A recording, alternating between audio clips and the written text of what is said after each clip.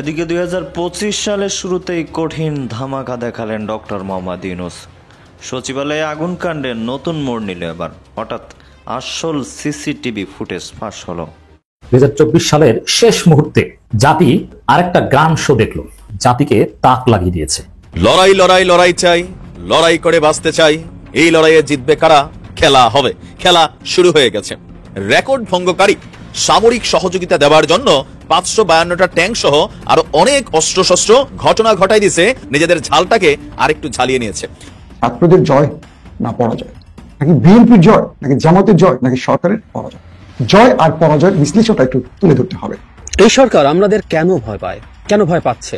দর্শক, দেশ প্রবাস দূরে কিংবা কাছে বসে যারা আমাদের দেখছেন, আশা করি সবাই ভালো আছেন। দর্শক, এই মুহূর্তে পাওয়া খুবই গুরুত্বপূর্ণ এবং ইম্পর্টেন্ট একটা সংবাদ আপনারা দেখতে চলেছেন, তাই সবাইকে রিকোয়েস্ট করবো অন্য দিনের তুলনায় একটু বেশি গুরুত্বপূর্ণ, তাই একটু ভিন্নভাবে খেয়াল দিবেন, তাহলে বুঝতে পারবেন কি ঘটতে চলেছে। দর্শক, 2025 সালের প্রথমে এসেই ডক্টর ইউনূস ধামাকা দেখিয়েছে। এবার বেরিয়ে এসেছে সচিবালয়ে আগুন লাগার নতুন ঘটনা, নতুন সিসি ফুটেজ।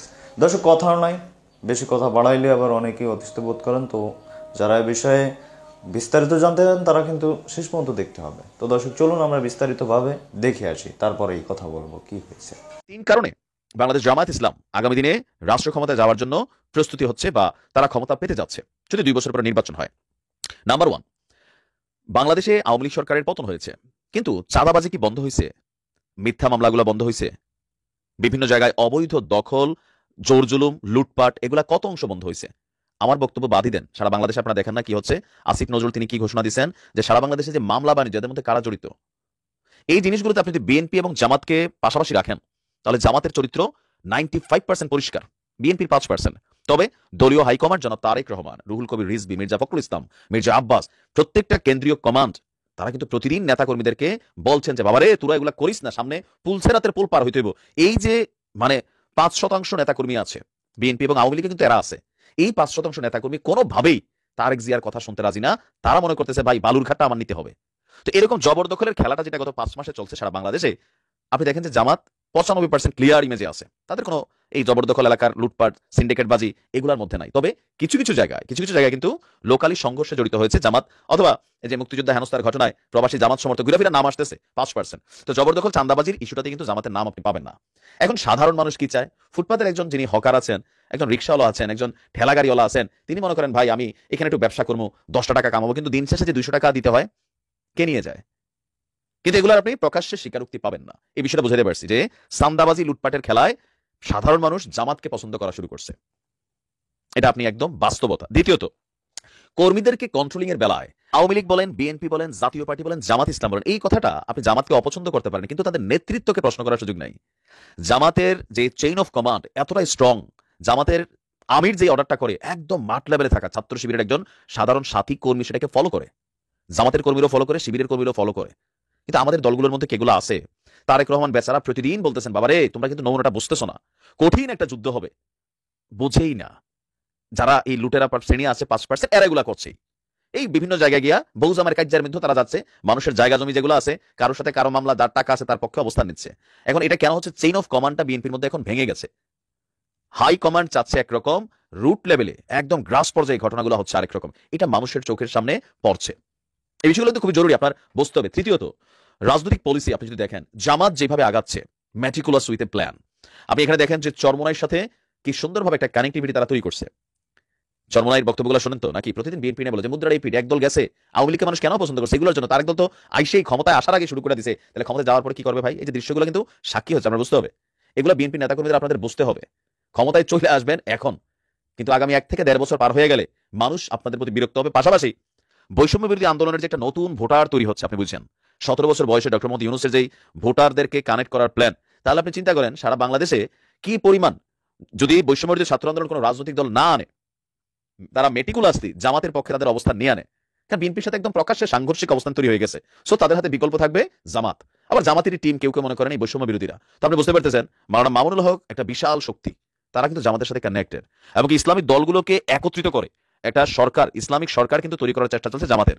আবার দেখেন যে জামাত সম্পর্কে আগে যে জিনিসগুলো মানুষ অপছন্দ করতো, অমুসলিমদেরকে কানেক্ট করার জন্য দেখছেন শাখা হোক যেটাই হোক, তারা কিন্তু ওই কাজগুলো করছে, সফল হচ্ছে। আর এগুলা বিএনপির জন্য সবচেয়ে বড় বাধার কারণ হবে আগামী 1 থেকে 1.5 বছরের মধ্যে। 1 থেকে 1.5 বছরের মধ্যে এই সরকার যদি টিকা থাকে, তাহলে বিএনপির যে ওজন অস্তিত্ব, আওয়ামী লীগের বিপরীতে বিএনপি ভালো হবে, এটা কেউ আর বিশ্বাস করবে না। এটা কিন্তু বিএনপির যারা ঊর্ধ্বতন নেতারা আছেন তারা বোঝেন, এমপিরা বোঝেন, যারা এমপি প্রার্থী হবেন তারা বোঝেন। কিন্তু ওই যে ভাই 5% কর্মীটা আওয়ামী লীগের মধ্যে আছে, বিএনপি তো আছে, জাতীয় পার্টিতে আছে, তবে জামাতের অবস্থা আলাদা। এই যে ধরেন সারা দেশে এখন স্মার্ট কার্ড বিতরণ হচ্ছে, আপনি দেখছেন শিবিরের পোলাপাইন, জামাতের পোলাপাইন কি পরিমাণ খেদমত করতেছে। আপনি ভার্সিটিতে ভর্তির জন্য যান, জামাত শিবির কি মানুষের হৃদয় জয় করার ট্রাই করছে, আর বিপরীতে আমাদের তারা এই বেটা চিনো সামিকে, আমি এলাকার ভাই, প্রিয় অভিভাবক, ফেসবুকে জামাত লইয়া জামাতের নেতা কর্মীদের দেখছেন ফেসবুকে কয়টা পোস্ট করতে, প্রিয় অভিভাবক, এলাকার তারুণ্যের অহংকার, ও মক সমক, আপনি এগুলো দেখেন। কিন্তু আমাদের অন্যান্যরা কিন্তু এগুলো করতেছি। এগুলাতে মানুষ বিরক্ত নাকি পজিটিভ? বিরক্ত। যারা আমরা দলীয় লেসপেন্সাররা আছি তারা খুশি, প্রিয় অভিভাবক লেখা লেখা হ্যাঁ আমরা দিচ্ছি। এইগুলাতে মানুষ বিরক্ত, আপনার বুঝতে হবে। আওয়ামী লীগের পতন এইসব কারণে ঘটছে। এগুলো কিন্তু বিএনপির তারেক রহমান বোঝেন, যার কারণে তিনি ঠান্ডা মাথায় ম্যাচিউর একটা পলিটিক্স করে নেতাকর্মীদের দেখেন পোস্টার অপসারণের নির্দেশ দিচ্ছেন, কিন্তু এগুলো হচ্ছে, সবকিছু পালিত হচ্ছে না, কথা শুনছে না। তো এই 3টা কারণ দেখেন। প্রথমত মাঠের রাজনীতিতে বর্তমানে দৃশ্যপটে জামাত আগানো, দ্বিতীয়ত হচ্ছে চেইন অফ কমান্ড, নেতাকর্মীদের কন্ট্রোলিংয়ে জামাত আগানো, পলিটিক্যাল দলগুলোর সাথে ঐক্য বা সিস্টেম করা, সেখানে জামাত আগানো, প্রশাসনে জামাতের বড় একটা অংশ তারা কিন্তু বসে গেছে, বড় একটা অংশ। আমার অনেক পরিচিত জামাতের বড় ভাই আছেন, তাদের সাথে মাঝে মাঝে কথাবার্তা হয়, বিএনপিতে কথাবার্তা হয়, অনেকের সাথেই। তো আমি তাদের আলোচনাগুলো যখন শুনি, জামাত অনেক দূরে গিয়ে গেছে। সচিবালয় আগুন লাগার যে ফিরিস্তি, তার একটা আগুন লাগার যে ঘটনা, তার তদন্ত রিপোর্টের প্রাথমিক একটা রিপোর্ট দেওয়া হয়েছে। সেখানে বলা হয়েছে এই আগুন লাগানোর ঘটনায় কারো সংশ্লিষ্টতা পাওয়া যায়, কোনো ব্যক্তির সংশ্লিষ্টতা পাওয়া যায়নি। এটা লুজ কানেকশন থেকে আগুন লেগেছে এবং সেখানে একটি কুকুরের সন্ধান পাওয়া গেছে, সোর্স মানে কি বলবো, সিসিটিভি ফুটেজে। আমার একটা প্রশ্ন এই কমিটির কাছে, আমরা যে ফুটেজে দেখলাম আগুন লাগার দৃশ্য, আমরা দেখলাম বিভিন্ন ফ্লোরে আগুন, মাঝখান থেকে আগুন নেই, আরেকটা ভবনে আগুন, আরেকটা রুমে আগুন, মানে আপনারা দেখেছেন এই পিকচার গুলো, 1 নম্বর রুমে আগুন, 7 নম্বর রুমে আগুন, 2, 3 করে মাঝখান থেকে 6টা রুমে আবার আগুন নাই, তারপরে আগুন। এই প্রত্যেকটা লাইনে কি শর্ট সার্কিট হয়েছে? এবং সচিবালয় থেকে যেটা জানানো হয়েছে, প্রত্যেকটা ফ্লোরে মানে শর্ট সার্কিট গুলো, মানে শর্ট সার্কিট না, মানে তাদের সার্কিট বোর্ড, এগুলো আলাদা করা, অর্থাৎ একটা লুজ কানেকশনে আরেকটা ভবনে আগুন বা আরেকটা ইউনিটে আগুন লাগার সুযোগ নেই। তাহলে কয়টা লুজ কানেকশন একসঙ্গেই হলো যে একসঙ্গে এই আগুনগুলো লেগে গেল? আমার কাছে মনে হচ্ছে আওয়ামী লীগের আরেকটি রিপোর্ট আমরা দেখতে পাচ্ছি। আওয়ামী লীগ যে রিপোর্ট গুলো গত 15 বছর দিত, সেই রিপোর্ট প্রফেসর ইউনূসের সরকার আবার দিল। এবং অদৃশ্য শক্তি হয়তো এতটা শক্তিশালী যে এই রিপোর্ট, প্রাথমিক রিপোর্ট তো ফাইনাল রিপোর্ট এখন আসেনি, বাট প্রাথমিক রিপোর্ট থেকে বলছি এখান থেকে হয়তো আমরা ভালো কিছু পাবো না। তাই আমাদের ভয় মিডিয়ার পিলখানার বিচার হবে কিনা, তাই আমাদের ভয় হেফাজতের আলেমদের হত্যার বিচার হবে কিনা। কারণ এগুলো সব মাস্টারমাইন্ড অনেক শক্তিশালী, অনেক বড় শক্তিশালী। তো সেই শক্তির বিরুদ্ধে দুর্বল ইউনূস সরকার আদৌ কিছু করতে পারবেন কিনা, এই প্রশ্ন আমাদের থাকবে। আমরা এই যে তদন্ত রিপোর্ট, এটা বিশ্বাস করবো কি করবো না এখন বুঝতে পারছি না। তবে সরকারকে বলবো, অনেক প্রশ্ন তৈরি হয়েছে সচিবালয়ের আগুন নিয়ে, সেই প্রশ্নের উত্তরগুলো যতদিন দিতে না পারবেন, আপনাদের রিপোর্ট এই দেশের জনগণ বিশ্বাস করবে না। এই সরকার আমাদের কেন ভয় পায়, কেন ভয় পাচ্ছে, এই প্রশ্নটা আসলে আমার মনে ঘুরছে, অনেকেরই মনে ঘুরবে। ইনফ্যাক্ট গতকালই একটা টক শোতে যিনি সঞ্চালনা করছিলেন তিনি এই প্রশ্নটা বারবার করছিলেন যে সরকার কেন আমলাদের বিরুদ্ধে কোনো ব্যবস্থা নিচ্ছে না বা নিতে ভয় পাচ্ছে। আমি নিজেও আসলে জানি না, সরকারের এই ব্যাখ্যাটা দেওয়া জরুরি। কথাটা এই কারণে বললাম যে সরকার অবশেষে একটা প্রজ্ঞাপন দিয়েছে এবং প্রজ্ঞাপন দিয়ে নিজের মুখ রক্ষা করেছে, কিছু একটা তো বলতে হয়। এত কিছু করলেন প্রশাসনের আমলারা, বিদ্রোহ দেখালেন, সেটা প্রজ্ঞাপন না দিলে কি হয়? কেউ কেউ বলতে পারেন যে কোনো ব্যবস্থা নেওয়া হয়নি, শৃঙ্খলা জনিত, কিভাবে বলবো? আমি সেটাও প্রতিবাদ করি। যে ব্যবস্থা নেওয়াটা আপনি ভিজিবল করবেন না, ওই ব্যবস্থা নেওয়া আসলে আদতে কার্যকর হবে না। এটা শুধুমাত্র আমলাদেরকে শান্ত বা চুপ করানো না, এটার আরো বড় ইম্প্যাক্ট আছে, আমি সেই জায়গায় আসবো। কিন্তু এই ঘটনা যখন ঘটছিল তখন উপদেষ্টা নাহিদ ইসলাম খুব স্পষ্টভাবে এই ব্যবস্থা নেওয়ার কথা বলেছিলেন। আমি পড়ি, তিনি বলছেন প্রতিবাদের নামে চাকরির নিয়ম লঙ্ঘনকারী আমলাদের পাশাপাশি আগের শাসনামলে দুর্নীতিবাজ আমলাদের বিরুদ্ধে কঠোর ব্যবস্থা নেওয়া হবে। তিনি বলেন, আমরা এই বিষয়ে একটি বৈঠক করেছি, আগামী সপ্তাহে কঠোর ব্যবস্থা নেওয়া হবে। উনি কিন্তু টাইম লাইন বেঁধে দিচ্ছেন, আগামী সপ্তাহ কখন বলছেন? 28 ডিসেম্বর। একটা প্রোগ্রামে তিনি এই কথাগুলো বলছেন। তিনি বলেন, বিভিন্নভাবে লুকিয়ে থাকা আগের সরকারের শাসনামলের আমলাদের আমরা চিহ্নিত করেছি, তাদের বিরুদ্ধে দ্রুত ব্যবস্থা নেওয়া হবে। সাম্প্রতিক সময়ে আমরা আমলাদের কাছ থেকে বিবৃতি শুনছি, তারা এক ধরনের হুমকি দিচ্ছেন। পূর্ববর্তী শাসনামলে তারা এই ধৃষ্টতা অর্জন করেছিল যখন আমরা আমলাতান্ত্রিক নির্ভরতা ব্যবহার করে ফ্যাসিবাদ প্রতিষ্ঠার জন্য আমলাতন্ত্রকে শক্তিশালী হতে দেখেছি। আমাদের প্রতি আহ্বান জানাচ্ছি, এটি জনগণের সেবা করা এবং একটি সঠিক গণতান্ত্রিক উত্তরণকে সমর্থন করার সময় প্রতিবাদ নিয়ে খেলা বা গোষ্ঠী স্বার্থ রক্ষার জন্য এত প্রাণ বিসর্জন দেওয়া হয়নি। তিনি তার সাথে যোগ করছেন, যে প্রতিক্রিয়া দেখিয়েছে সেটা নৈতিক বা আইনগতভাবে ন্যায়সঙ্গত হয়নি, তারা সরকারি নিয়ম ভঙ্গ করেছেন। আমি ওইদিকে এখন আর যাচ্ছি না, কিন্তু যে স্টেটমেন্ট সরকারের দিক থেকে এসছে সেটা আমি একটু পড়তে চাই। এটা বলছে এরকম, সব প্রজাতন্ত্রের কর্মচারী যারা আছে তাদের বিষয়ে বলেছে, কেউ বিধি লঙ্ঘন করলে তিনি অসদাচরণের দায়ে ব্যবস্থার আওতায় আসবেন। কেউ বিধি লঙ্ঘন করলে, মানে এটা ভবিষ্যৎ সম্পর্কে বলা হচ্ছে, ব্যাপারটা এইরকম। তারা বলছেন এরকম যে সম্প্রতি বিভিন্ন পদমর্যাদার কিছু সরকারি কর্মচারী বিভিন্ন দাবি দাওয়া নিয়ে সমাবেশ, অবস্থান ধর্মঘট, মানববন্ধন, কলম বিরতি সহ বিবিধ কর্মসূচি পালন করেছেন। এই কারণে সরকারি কর্মচারীদের ভাবমূর্তি ক্ষুণ্ণ হচ্ছে। এছাড়া ইদানিং দেখা যাচ্ছে সরকারের কোনো সিদ্ধান্ত, আদেশ বা সংস্কার কার্যক্রম বাস্তবায়ন সম্পন্ন হওয়ার আগেই সে বিষয়ে বিভিন্ন সামাজিক যোগাযোগ মাধ্যমে বিরূপ মন্তব্য সহ বিবৃতি প্রকাশ করা হচ্ছে, যা সরকারি কর্মচারী আচরণ বিধিমালার পরিপন্থী।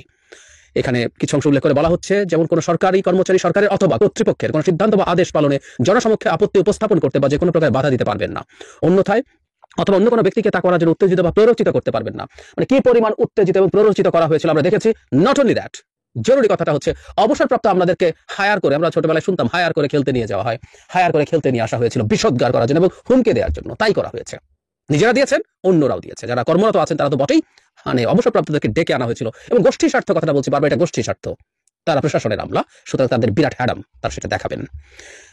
এরকম 4টি বিষয় উল্লেখ করে জনপ্রশাসন মন্ত্রণালয়ের বিজ্ঞপ্তিতে বলা হয়, বিধিমালার কোনো বিধান লঙ্ঘন অসদাচরণ হিসেবে গণ্য হবে। কোনো কর্মচারী বিধিমালার কোনো বিধান লঙ্ঘন করলে তিনি অসদাচরণের দায় শৃঙ্খলামূলক ব্যবস্থা গ্রহণের আওতায় আসবেন। সরকারি কর্মচারীদের শৃঙ্খলা বহির্ভূত আচরণের বিষয়ে সরকারের অবস্থান অত্যন্ত কঠোর, মানে সরকার বিরাট কঠোর অবস্থান নেবেন। মানে আমরা বুঝতেই পারছি বিবৃতিটা এই কারণেই পড়লাম যাতে আমাদের কাছে এটা স্পষ্ট হয় সরকার আদতে বলছেন যে ভবিষ্যতে আমরা দেখে নেব। এখন সমস্যাটা কোন জায়গায় খেয়াল করি আমলারা যে তাদের সার্ভিস রুল ভঙ্গ করে এই কয়েকদিন এমন করলেন। প্রথম সচিবালয়ের ভেতরে একটা সমাবেশ করেছেন, তার আগে বিবৃতি দিয়েছেন, তারপর রীতিমতো একটা অডিটোরিয়াম ভাড়া করে মারাত্মক বিষোদ্গার করেছেন তিনি। নট অনলি দ্যাট, আমরা খেয়াল করেছি, আমি ভিডিও করেছি এটা নিয়ে।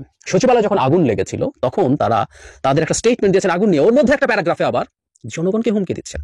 ইয়াস, তারা বলেছিলেন যে সংস্কার কমিশনের কিছু মন্তব্যকে ঘিরে সোশ্যাল মিডিয়াতে নানানজন নানান কিছু বলছে, লিখছে, এই ব্যাপারে সরকার যেন তাদেরকে আইনের আওতায় নিয়ে আসে। এটা নাকি নানান বিভ্রান্তি এবং প্রবলেম তৈরি করবে, তাই আইনের আওতায় আনতে হবে। মানে তখন বলেছিলাম আমাদেরকে মাফ চাইতে হবে, ওনাদেরকে কিছু করবো কি, ওনারা আমাদেরকে মাফ চাওয়ার মতো পরিস্থিতি তৈরি করছে। বিরাট অপরাধ হয়ে গেছে, আমরা তাদেরকে নিয়ে কথা বলেছি। এই জন্য জনাব নাহিদ ইসলাম যে ভাষায় কথা বলেছেন, সেটা দেখে আমার মনে হয়েছিল যে কোনো ব্যবস্থা নেওয়া হওয়ার সম্ভাবনা তৈরি হয়েছে বলে মনে হচ্ছে। কিন্তু এই স্টেটমেন্ট দেখে আজ যেটা, মানে গতকাল যেটা দেওয়া হলো, তাতে মনে হচ্ছে খুব স্পষ্টভাবেই সরকার আসলে আপাতত যা ঘটেছে তার জন্য কোনো পদক্ষেপ নেবে না এবং ভবিষ্যতের জন্য তাদেরকে মাথা শান্ত রাখা বা তাদেরকে থামানোর চেষ্টা করছে। অথচ আমরা খেয়াল করি যখন দুদিন ঘটনা ঘটলো, এরকম ন্যূনতম অপরাধ বোধ বা ভুল স্বীকার তাদের দিক থেকে নেই। শেখ হাসিনা যেমন রিমোর্স নেই, তাদেরও নেই। কেউ বলতে পারে না কাজটা হয়ে গেছে, আমরা উত্তেজিত ছিলাম, টেন্স ছিলাম, স্ট্রেস ছিলাম, ইত্যাদি তাই হয়ে গেছে, আমরা ক্ষমা চাই, আমাদের ভুল হয়ে গেছে। কোনো স্টেটমেন্ট দেখেছেন কেউ কোথাও দেখিনি। বরং শোনা যায় বিভিন্ন ক্যাডারকে, যেহেতু তারা প্রশাসন, বিভিন্ন ক্যাডারকে তারা ইনফর্মালি হুমকি ধামকি দিচ্ছেন। যেতেই পারেন, কারণ তাদেরকে তো আসলে সরকার ডিল করতে পারছে না। আমি জানি না সরকার আসলে ব্যবস্থা কি নেবেন। জনাব নাহিদ ইসলাম 28 তারিখের কথা বলেছেন, 28 তারিখে বলেছেন 1 সপ্তাহের মধ্যে ব্যবস্থা নেওয়া হবে। শুধু এরা না, শেখ হাসিনার সময় নানান দুর্নীতি এবং অনিয়মে জড়িত আমলাদেরকে দিয়ে ব্যবস্থা নেওয়া হবে। সেটা 7 দিনের মধ্যে হবে কিনা আমি জানি না, কারণ এই স্টেটমেন্ট মনে হচ্ছে যে আসলে নেওয়া হবে না। একটা আলটিমেটামের মতো, একটা কঠোর ব্যবস্থা নেওয়া হবে মতো করে বলে তাদেরকে নিবৃত্ত করার চেষ্টা করছে সরকার। কিন্তু আমি বলি, যদি পদক্ষেপ নিয়েও থাকে, এই পদক্ষেপটা ভিজিবল করতে হবে, যেটা শুরুর দিকে বলছিলাম। এটা শুধুমাত্র শাস্তি দেয়া না। আমি এই কথাটা সরকার আদৌ ধরতে পারছে কিনা আমি জানি না। এই অনিয়ম যারা করেছেন এবং যারা শেখ হাসিনাকে ক্ষমতায় থাকতে সাহায্য করেছেন, আমাদের পুরো আমলাতন্ত্র অ্যাজ এ হোল, অন্য ক্যাডারগুলো সবাই সাধু সন্ত ফেরেশতা, আমি একেবারেই মনে করি না। শেখ হাসিনার সময় প্রত্যেকের পতন ঘটেছে, এটাও আমি মনে করি। কিন্তু দুটো ক্যাডার, পুলিশ এবং প্রশাসন, শেখ হাসিনার অবৈধ ক্ষমতা টিকিয়ে রাখার জন্য, অবৈধ নির্বাচন করার জন্য কাজ করেছেন। আমি দুর্নীতি সরিয়েই রাখি। সুতরাং তাদেরকে নিয়ে আমাদের বেশি গুরুত্ব দিতে হবে। দর্শক দেখলেন খুব গুরুত্বপূর্ণ প্রতিবেদন। এতক্ষণ আমাদের সাথে থাকার জন্য সবাইকে ধন্যবাদ জানাচ্ছি। পাশাপাশি ধন্যবাদ জানাই আজকের আমাদের আলোচক বৃন্দদের, যারা আমাদের খুবই গুরুত্বপূর্ণ আলোচনা শুনেছিলেন এতক্ষণ। তো দর্শক, এখন এ বিষয়ে আপনাদের মতামতটা অবশ্যই আমাদের চাই যে আপনি কি বলতে চান। তো ভালো থাকুন, সুস্থ থাকুন। পরবর্তী আপডেট পেতে আমাদের চ্যানেলটি সাবস্ক্রাইব করে ভিডিওটি শেয়ার করে দিবেন। ধন্যবাদ।